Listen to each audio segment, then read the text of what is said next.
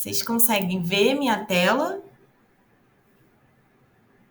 Sim, professora, direitinho. Tá, estão enxergando bem ou tá pequenininho? Dá para ver, sim. Ah, então tá ótimo. Bom, então boa tarde. Eu espero que vocês estejam bem, animados para a nossa aula de hoje. Eu sei que já são 6 horas, às vezes vai dando um cansaço, mas é um tema que normalmente vocês gostam. Então hoje a gente vai conversar sobre as neoplasias e o câncer de cavidade oral. E vocês vão ver que em algumas aulas a gente vai revisar alguns conceitos que vão ajudar vocês a compreenderem melhor então as doenças e as lesões. Então hoje eu queria começar perguntando se vocês lembram o que é uma neoplasia ou o que vocês consideram uma neoplasia. Se alguém quiser me ajudar.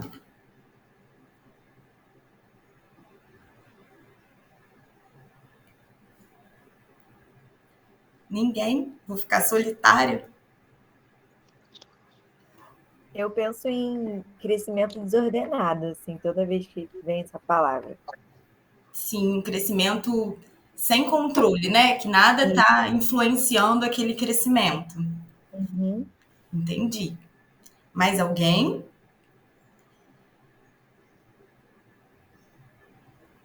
Não? Quem que falou comigo? Desculpa. Foi a Tamires. Tamires. Na realidade, o seu conceito ele está bem direcionado mesmo.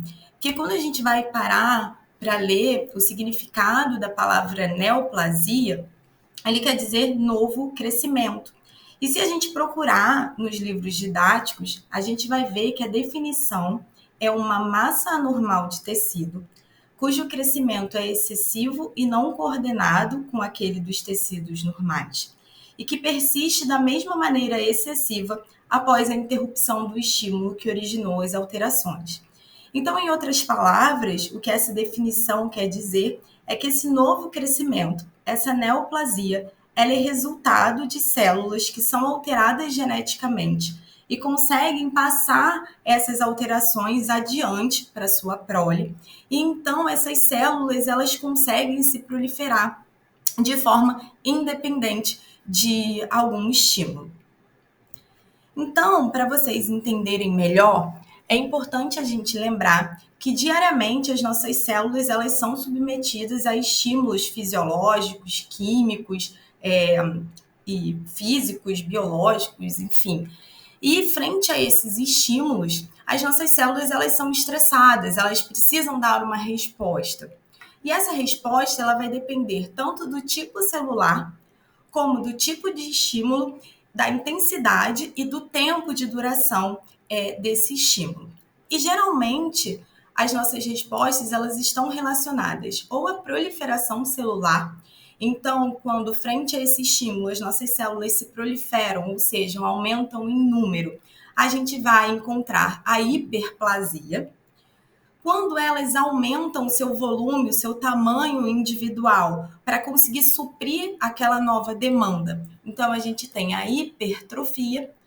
E quando a gente começa a encontrar algumas diferenças na diferenciação celular, a gente tem a metaplasia, que é a substituição de um tecido já adulto por outro. Geralmente a metaplasia ela vai ser encontrada quando a gente tem algum estímulo nocivo. Então esse agente agressor, ele estimula essa diferenciação celular e geralmente esse tecido ele vai ser então substituído por um tecido mais resistente a essa agressão. E também temos a displasia, que é onde a gente tem uma diferença tanto na proliferação celular quanto na diferenciação celular. E essas são as nossas, uma das nossas principais adaptações celulares. Mas, independentemente de qual adaptação for, quando esse estímulo fisiológico, por exemplo, um estímulo hormonal ou um estímulo nocivo não letal, como é o caso de um trauma crônico, ele cessa, essa resposta ela é interrompida. Então, vocês lembram onde, em qual grupo de lesões a gente encontra com frequência essas adaptações celulares?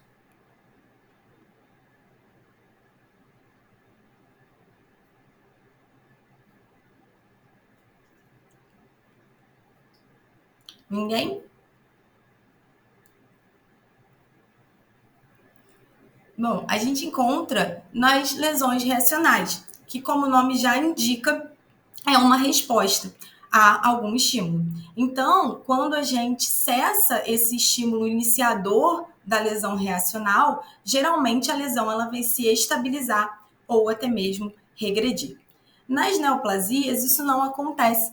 Na realidade, a proliferação celular nas neoplasias ela é independente desses estímulos, tanto nas neoplasias benignas quanto nas neoplasias malignas.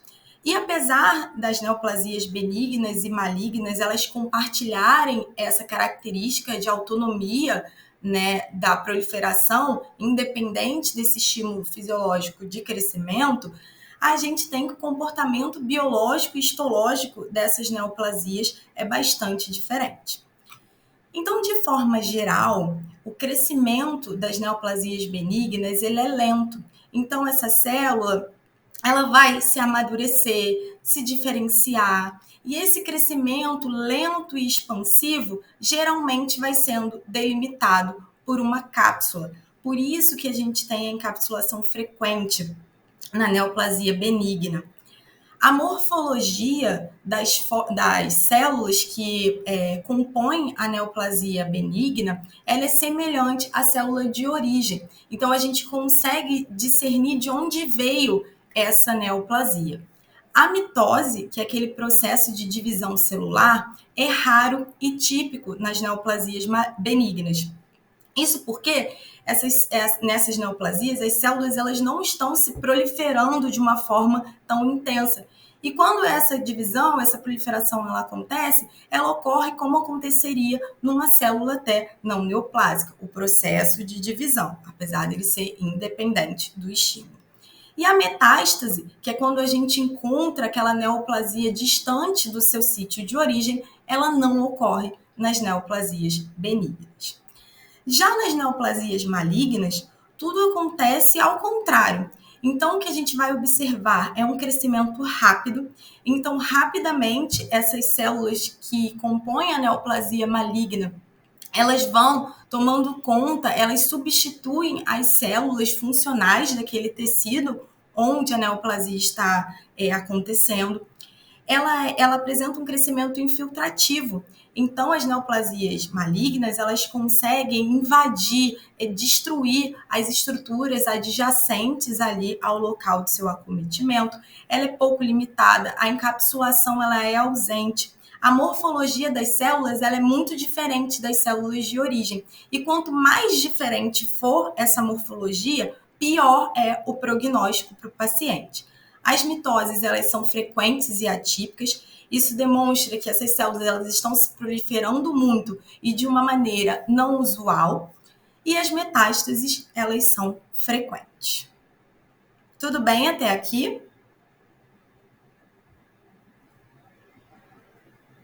Tudo certo, professora. Então tá bem. Então vou continuar. Qualquer coisa vocês me chamem, tá? Mas, apesar dessas características, eu queria chamar a atenção para vocês que a gente pode encontrar neoplasias benignas que atingem grandes proporções clínicas, como é o caso desse adenoma pleomórfico. O adenoma pleomórfico, ele é uma neoplasia benigna de glândula salivar. Nesse caso, é a glândula submandibular que foi acometida e percebam a extensão dessa lesão. Em contrapartida, vocês podem observar essas lesões aqui em lábio inferior, mais discretas clinicamente, por assim dizer, que já eram uma neoplasia maligna, diagnosticada como carcinoma de células escamosas. Então, atenção.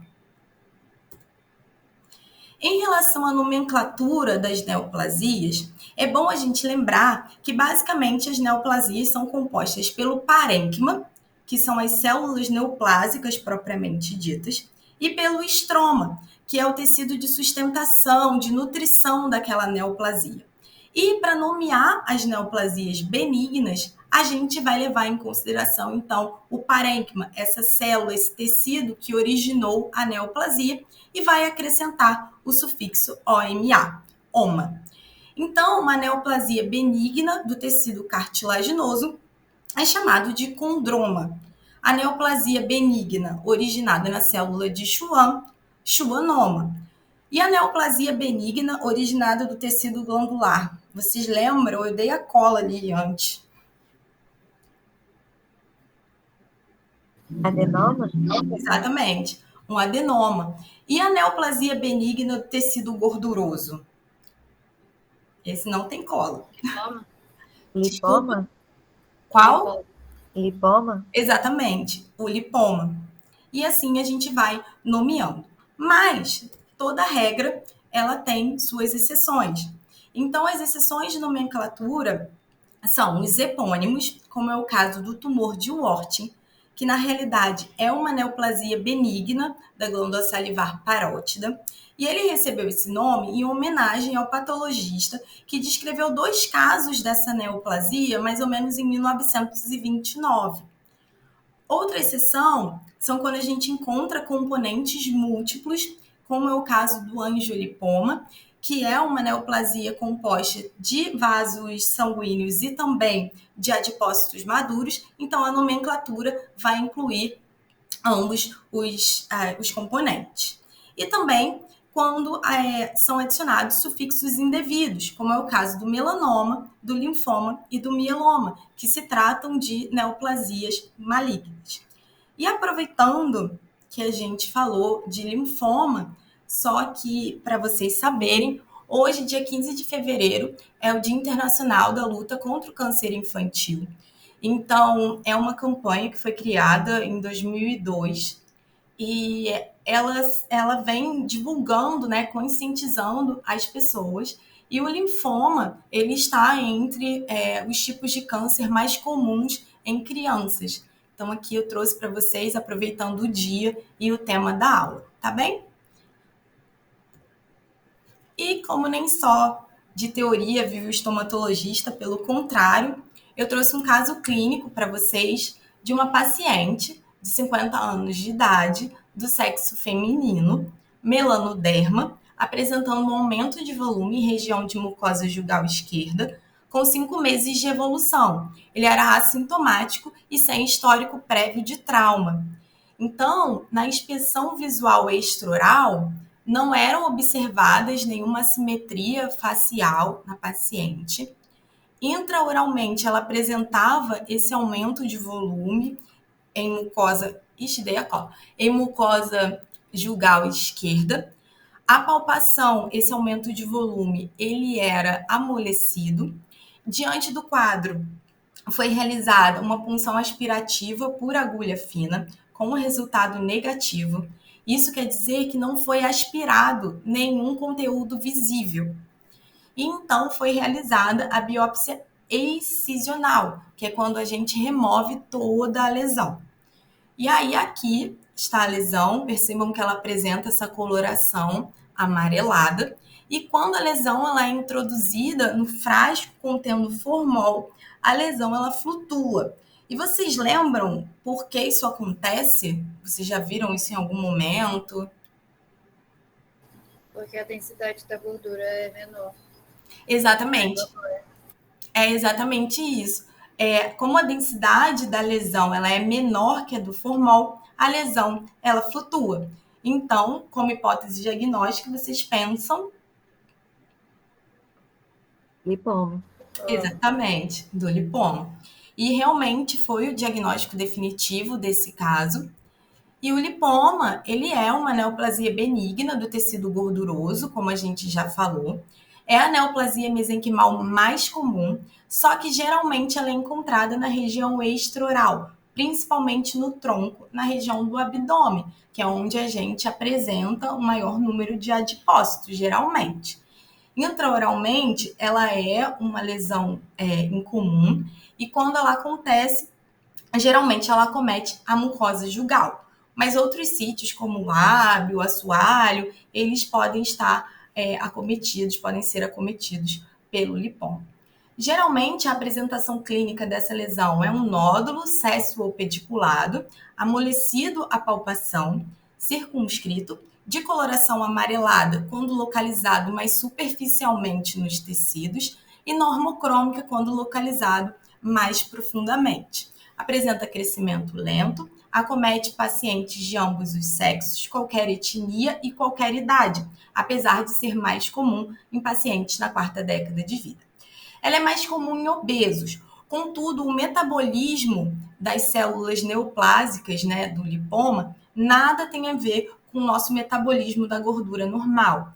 Então, não adianta o paciente fazer uma dieta restritiva de calorias para emagrecer, porque a lesão ela não vai regredir. Então, o tratamento é a excisão cirúrgica.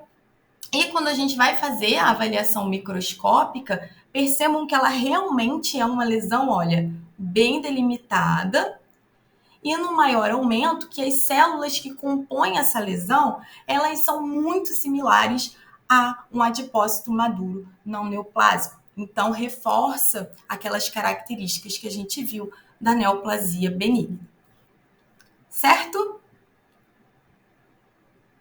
Certinho, professor. Tá indo rápido ou vocês estão acompanhando? Para mim tá ótimo. Então tá bom, qualquer coisa vocês me falem que às vezes eu vou acelerando, hein? Em relação à nomenclatura das neoplasias malignas, a gente vai considerar a origem embrionária do tecido que origina a neoplasia. Como assim? Quando essa neoplasia for de origem epitelial, ela vai ser chamada de carcinoma. Quando a origem for do tecido conjuntivo, ou seja, todos os componentes provenientes do tecido conjuntivo, fibroblastos, vasos sanguíneos, tecido ósseo, tecido nervoso, a gente vai denominar sarcoma. E quando essas células elas têm origem em células blásticas, que são células indiferenciadas, muito jovens, vai receber o nome de blastoma. Então, para ajudar na fixação de vocês na nomenclatura, não para vocês escreverem isso na prova, a gente costuma dizer que o nome das neoplasias malignas está relacionada à origem embrionária do tecido. E o sobrenome, que é o que vai caracterizar aquela neoplasia, ao tipo celular. Então, vamos lá. Uma neoplasia maligna originada da epiderme dos anexos cutâneos receberá o nome de carcinoma basocelular. Uma neoplasia maligna de tecido adiposo, de liposarcoma. Então, percebam, tecido adiposo, origem conjuntiva, sarcoma. Tipo de tecido, tecido adiposo, liposarcoma, tá? E uma neoplasia maligna do tecido hepático jovem, hepatoblastoma, e assim sucessivamente.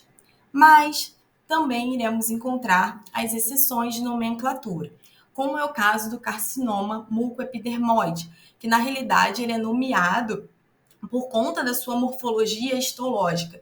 Então, na realidade, uma neoplasia maligna também de glândula salivar, que recebeu esse nome por conta da sua morfologia tumoral. Uma outra exceção é a micose fungoide, que nada tem a ver com infecção fúngica, mas um dermatologista, quando estava descrevendo casos severos dessa doença, ele achou que as lesões elas se assemelhavam a cogumelos. E aí denominou a lesão como micose fungoide, que na realidade é o linfoma não-Hodgkin cutâneo. E aqui, mais um casinho clínico para vocês, de um paciente de 64 anos de idade, do sexo masculino, leucoderma, apresentando lesão em lábio inferior direito, que iniciou com uma mancha branca. O relato de evolução é de 12 meses. Esse paciente ele é residente da zona rural e ele não apresenta doenças sistêmicas nem hábitos viciosos. Então, durante o exame físico, a gente observa que toda a extensão do lábio inferior do paciente ela já está alterada. Ele perdeu aquele limite de definição dermatomucoso, mas a lesão mais evidente é essa lesão em lábio inferior do lado direito, que ela apresenta bordos ligeiramente elevados, brancos, o centro ulcerado, de coloração avermelhada, e diante desse quadro foi realizada uma biópsia incisional, ou seja, parte da lesão apenas foi removida. E vocês lembram quando que a gente realiza ou por que nesse caso foi realizada uma biópsia incisional e não uma excisional? Porque pode ter propensão de ser maligno? Isso. Quando a gente suspeita de malignidade, a forma escolhida de biópsia é a incisional. E realmente, nesse caso, se tratava já de um carcinoma de células escamosas. E com esse relato do caso clínico e também as alterações que a gente consegue visualizar no lábio, vocês pensam em alguma lesão precursora desse carcinoma? Quelite. Exatamente. Uma quelite actínica, e porque o paciente vem de uma zona rural. E aí, montando a aula, a gente pode perceber que esse caso ele se assemelha bastante ao caso clínico que vocês fizeram na aula prática. A única diferença é que esse paciente ele não apresentava hábitos viciosos. Então, vejam que os casos eles realmente acontecem. E falando em carcinoma, eu vou aproveitar para a gente começar a nossa conversa sobre o câncer oral. As doenças não transmissíveis, elas são as principais causas de adoecimento de morte da população mundial. E no Brasil, durante a pandemia, em alguns momentos, a gente viu a Covid ultrapassando as doenças cardiorrespiratórias e as neoplasias malignas, que geralmente são as principais causas de morte na nossa população. Mas, conforme foi evoluindo a vacinação e o número de casos foi diminuindo, bem como a mortalidade, a gente já volta ao panorama que a gente tinha pré-pandemia. Então, as doenças cardiorrespiratórias e as neoplasias malignas, elas são as principais causas de morte na população brasileira. E em relação às neoplasias malignas, elas costumam acontecer em pacientes mais velhos, a partir da 4ª década de vida. Se a gente parar para pensar de uma forma bem simples no que é o câncer, pensar no câncer como um acúmulo de mutações nas nossas células, a gente pode entender que é comum que a gente encontre essas neoplasias em pacientes mais idosos, porque eles tiveram mais chance, mais tempo de acúmulo dessas mutações. E a cada 2 anos, o Instituto Nacional do Câncer, ele divulga uma estimativa dos tipos de câncer na nossa população. E a última estimativa, que foi de 2020, ela estimava, 11.200 novos cânceres de cavidade oral no sexo masculino e 4.010 no sexo feminino. Quando a gente para comparar com a estimativa do ano de 2018, a gente pode perceber que o número de casos no sexo feminino, ele aumentou, enquanto no sexo masculino ele se manteve. E essa mudança no perfil, com esse aumento do número de novos casos de câncer na cavidade oral no sexo feminino, ele vem sendo observado. Antigamente, a gente tinha que o câncer de cavidade oral era basicamente uma doença do sexo masculino. Chegava numa proporção de 10 casos de câncer na cavidade oral para o sexo masculino para 1 do sexo feminino. Hoje em dia, essa proporção chega em 2 para 1. Pode ser que daqui a alguns anos essa proporção até se iguale. E eu queria saber se vocês pensam em algum fator que possa estar relacionado a essa mudança no perfil do câncer de cavidade oral. Vocês já leram? Alguém já falou isso com vocês em algum momento? Professora, você pode repetir, porque para mim travou? Claro. Você escutou desde onde? Da última frase, só que antes cortou. Ah, sim. Então, a gente vem observando esse perfil, essa mudança, no perfil do câncer de cavidade oral, deixando de ser uma doença quase que exclusivamente masculina e chegando numa proporção ali próxima entre homens e mulheres, uma proporção de 2 para 1. E aí eu queria saber se vocês pensam em alguma justificativa para essa mudança do perfil do câncer de cavidade oral. Professora, eu tenho uma suposta ideia, mas eu acho que é meio idiota.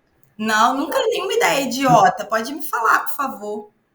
Eu acho que hoje em dia as mulheres estão bebendo mais, fumando também. Eu acho que hoje eu vejo mais mulheres fumando também do que antigamente, talvez. Isso aí, quem tá falando? Desculpa. Pedro, Desculpa quem? Pedro, Oi, Pedro. Então, na realidade, não é nada idiota, faz todo sentido a sua suposição, porque é justamente isso que a gente vem observando. Com a mudança na vida, né, das mulheres, a industrialização, as mulheres no mercado de trabalho, o sexo feminino ele vem sendo cada vez exposto, né, a mudanças nesses hábitos de vida alimentares, inclusive nos hábitos viciosos.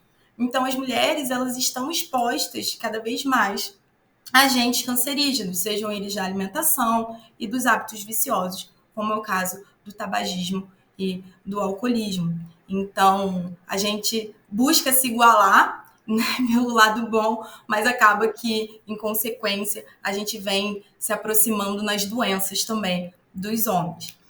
E em relação ao câncer, de maneira geral, a gente vem vendo um aumento do número de casos na população brasileira. Isso porque a nossa população ela vem envelhecendo. Então, se a gente parar para pensar que a expectativa de vida em 1920 era de 36 anos e que hoje em dia a gente tem uma expectativa de vida de 65 anos, a gente espera que doenças relacionadas ao processo do envelhecimento, elas acompanhem esse aumento da expectativa de vida.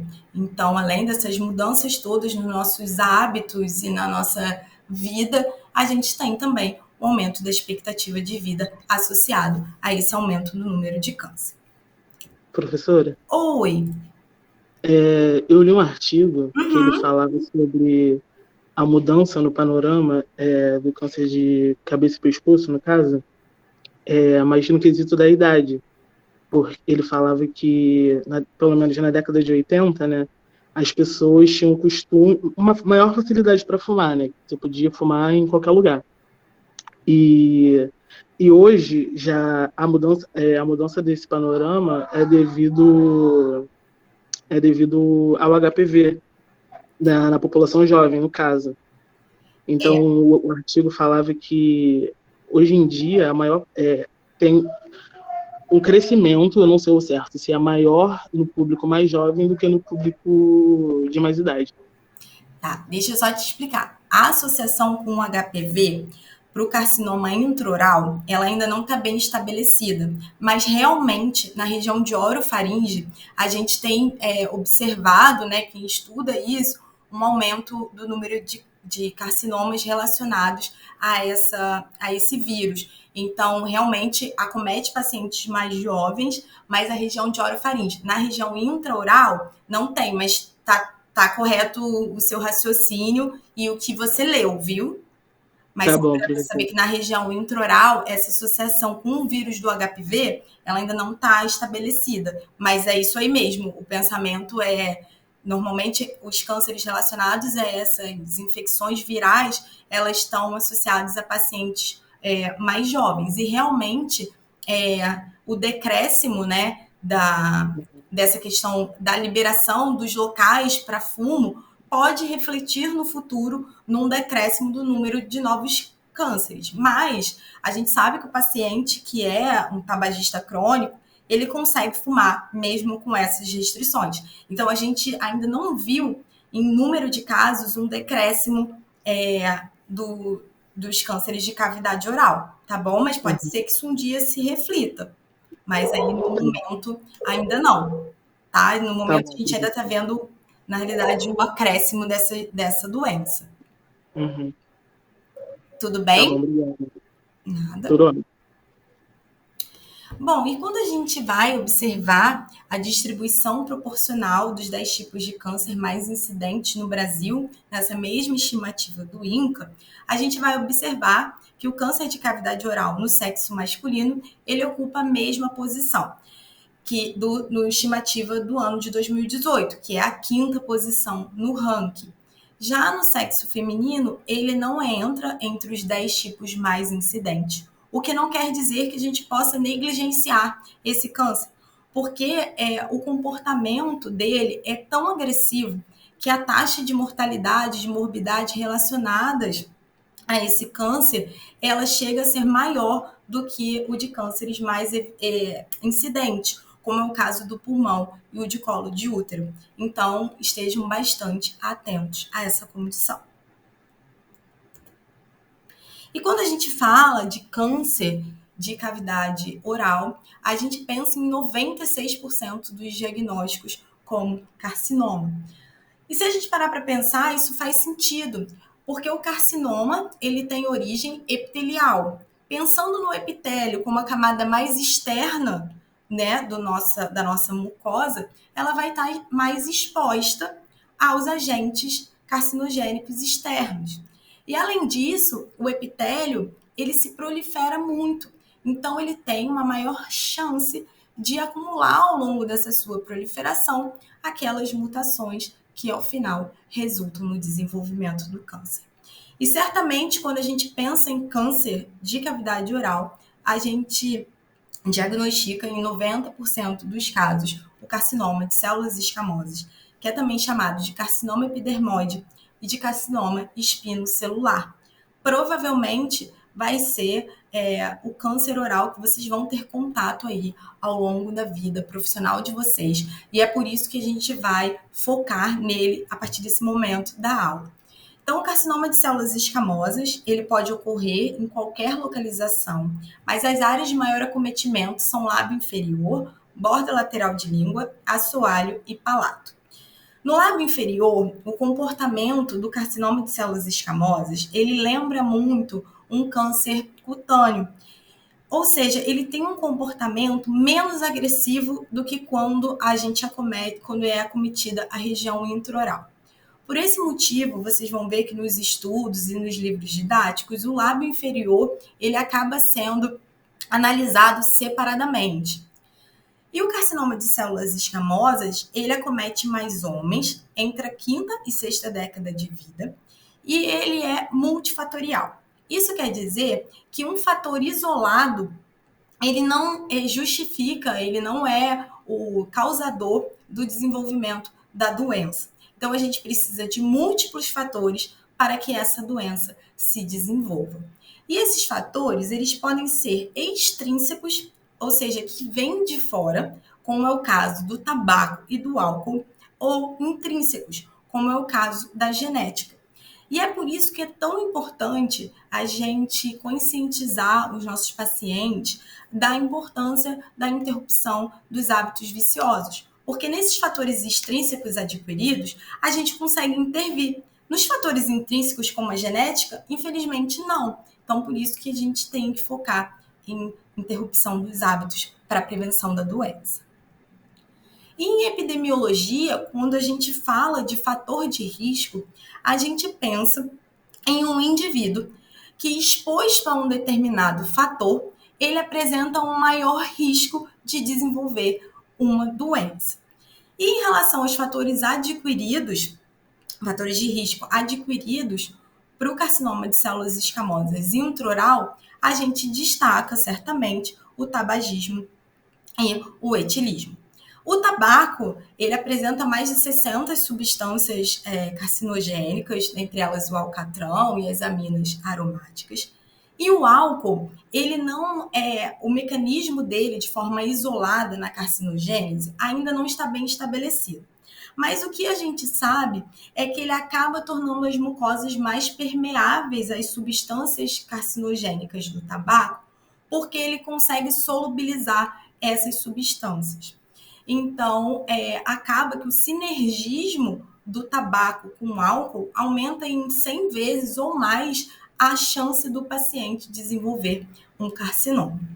Além disso, o álcool, o alcoolismo crônico, né? Ele também está relacionado à desnutrição, e a desnutrição, ela pode, ao final, né, causar uma atrofia de mucosa, que também permite a entrada, né, com maior facilidade desses agentes carcinogênicos e também o álcool, os próprios metabólitos da degradação do álcool, eles vêm sendo relacionados ao desenvolvimento do câncer.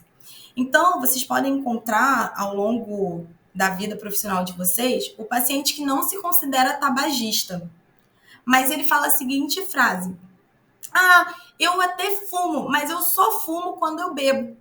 Como se isso fosse uma vantagem muito grande para ele.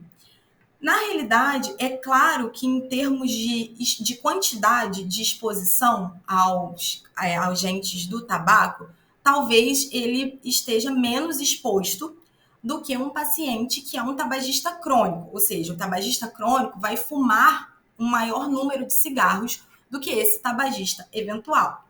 Em contrapartida, esse tabagista eventual, ele faz o uso do tabaco quando ele está associado ao álcool. Então, a mucosa ela acaba se tornando mais permeável àquelas substâncias. Então, acaba não sendo uma grande vantagem só fumar quando beber.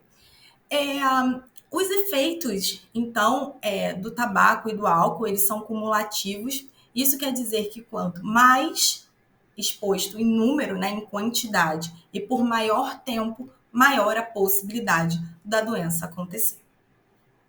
Tudo bem? Tranquilo, professora. Tranquilo.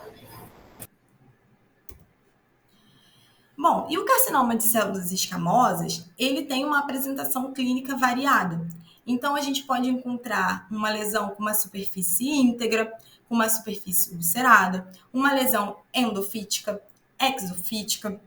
A gente pode encontrar uma lesão branca, vermelha, mista. Mas o que acontece, de forma geral, é que o carcinoma de células escamosas, no seu período inicial de desenvolvimento, ele é assintomático, ou seja, o paciente não apresenta dor. Conforme esse carcinoma ele vai se desenvolvendo, se expandindo, comprimindo o feixe vascular nervoso, muitas vezes invadindo o feixe vascular nervoso, ou até mesmo conforme essa lesão vai se desenvolvendo e o paciente provoca um trauma secundário que provoca dor, aí é que o paciente procura o serviço de saúde. Então, é muito comum que a gente encontre na nossa clínica carcinomas de células escamosas num período já mais avançado de evolução.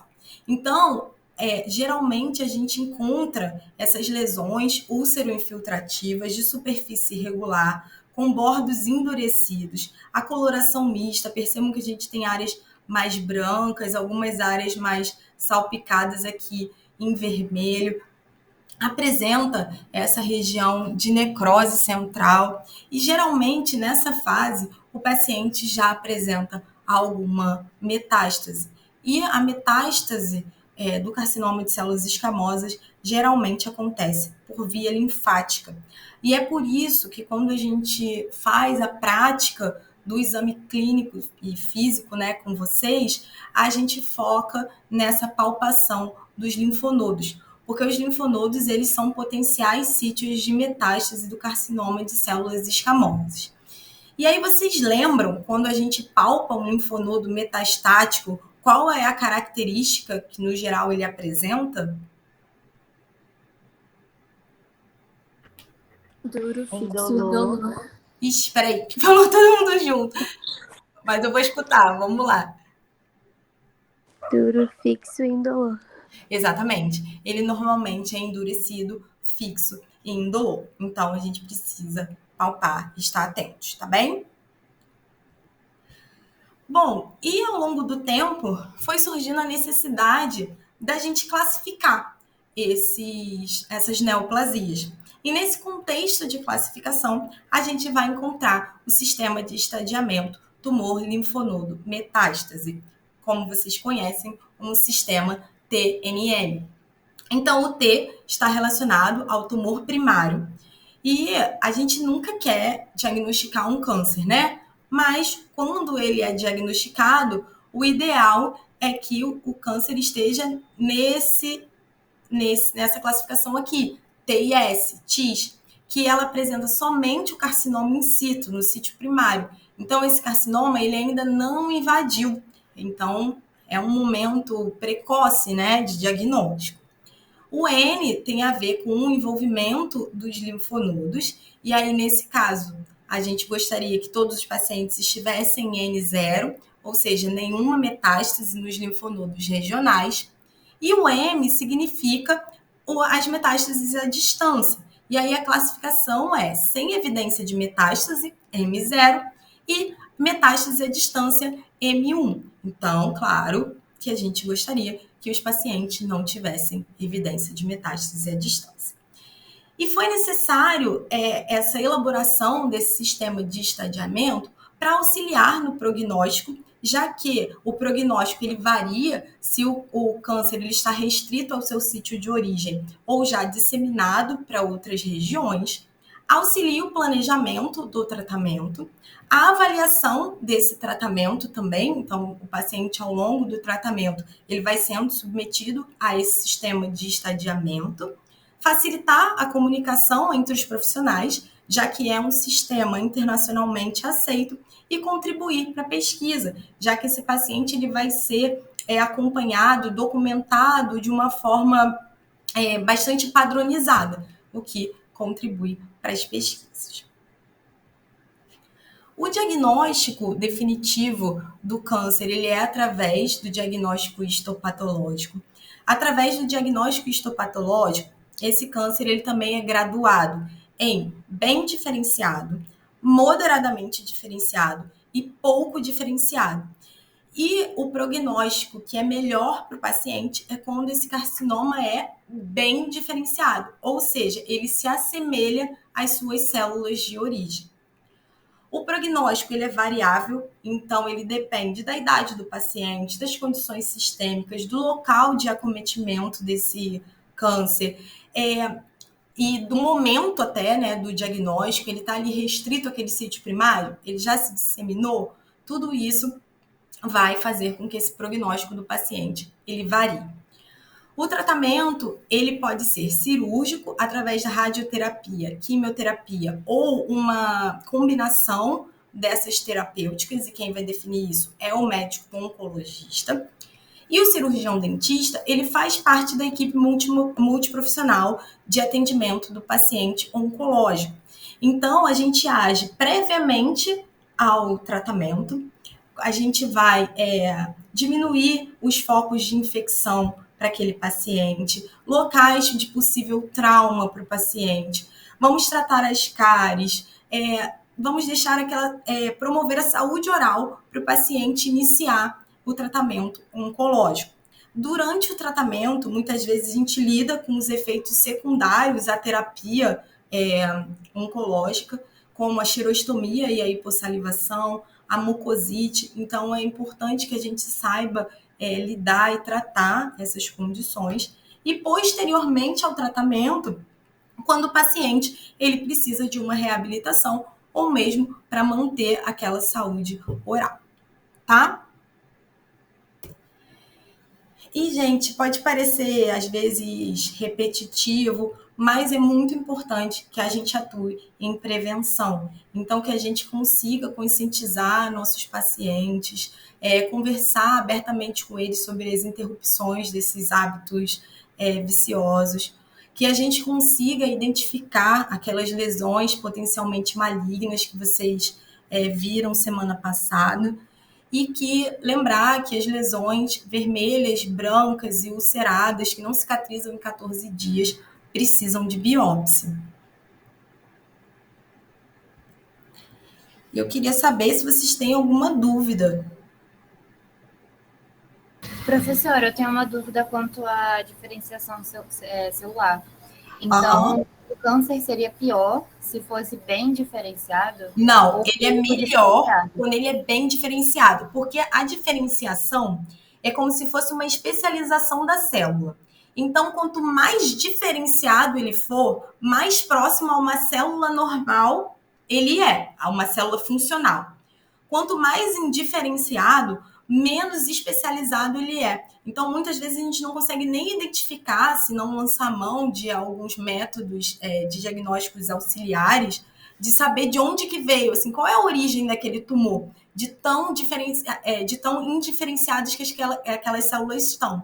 Então, a gente gostaria que todos os carcinomas, para terem um diagnóstico melhor, fossem bem diferenciados, ou seja, que eles lembrassem as células epiteliais de origem. Deu para entender? Deu sim, professora. Obrigada. Imagino. Mais alguém?